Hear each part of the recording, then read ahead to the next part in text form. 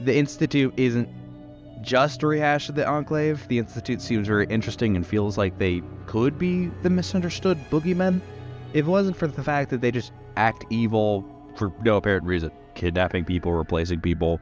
It's kind of hard to side with them because they're constantly talking about peace and prosperity, but then they, kidnap a child or kill your wife. It's kind of hard to look past all that stuff. The Institute kind of just suck in this. Psych!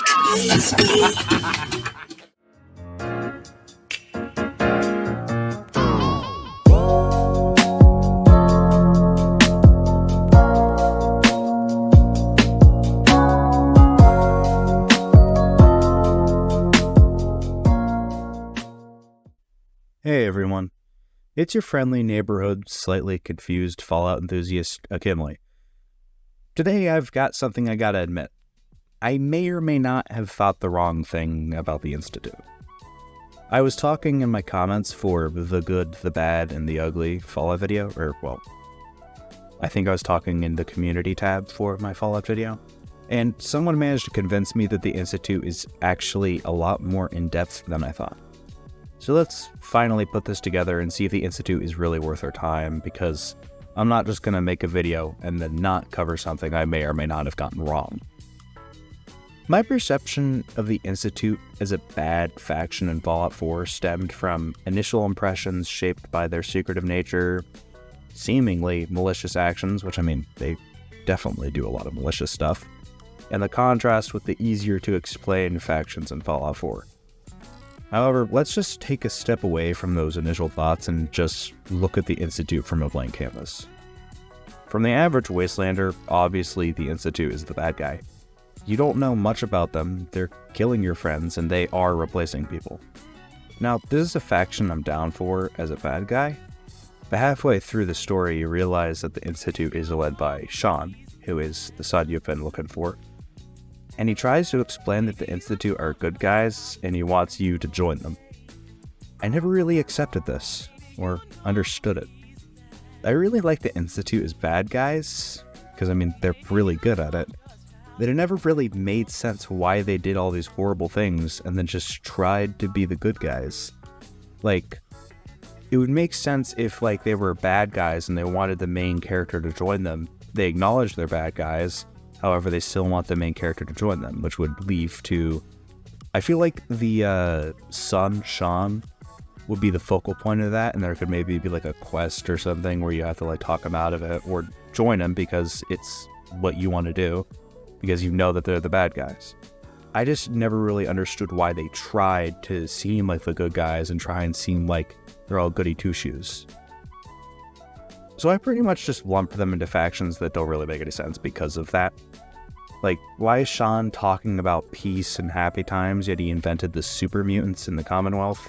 Not the super mutants in general, he just invented them in the Commonwealth, brought them there. And they're literally replacing people, and pretty much just at war with the Commonwealth. Why is he talking about peace and happy times, stuff like that? To some, the answer is pretty obvious.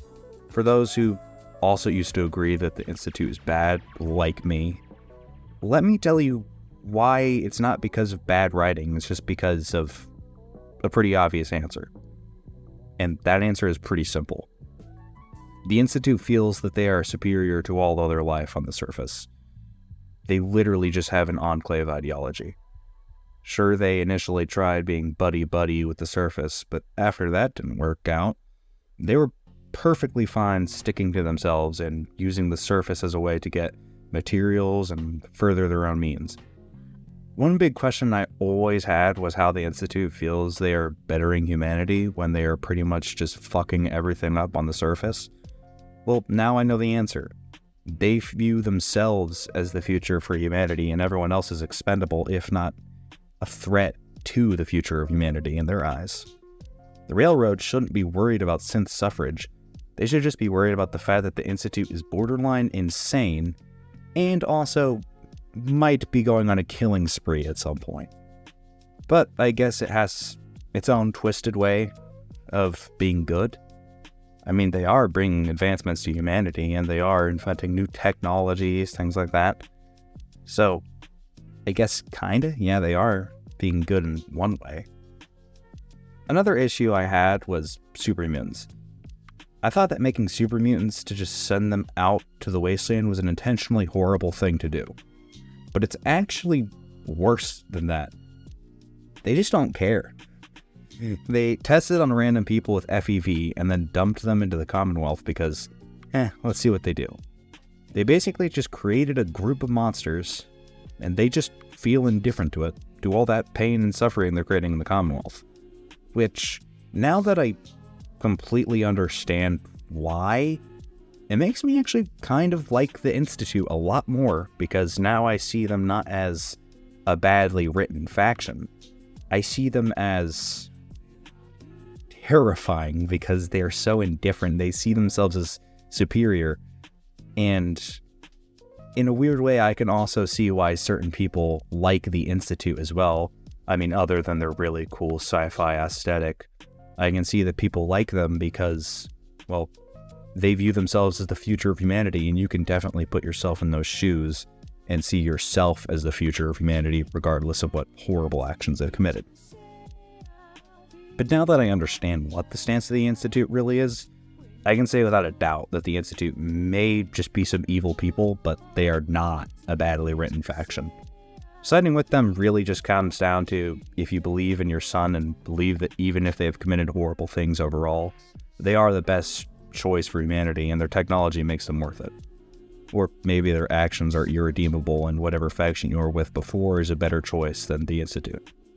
It offers a question similar to the evil of Caesar's Legion in Fallout New Vegas. I know some people get angry at me constantly going back to Fallout New Vegas, but it's a good middle ground for everyone to kind of cut back to.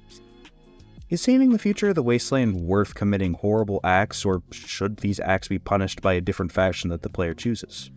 Well, it's all up to the player, up to you guys. Me personally down with the Institute, but to each their own. That's all for the video, y'all. I hope you guys like my shorter info videos I'm trying to do. I'm going to try getting more and more videos because of all the new people who just came here. And if you do like and subscribe to show that, show that you like this stuff, also make sure to comment and stuff, because if there's something you have beef with or something that you think I did wrong, comment about it.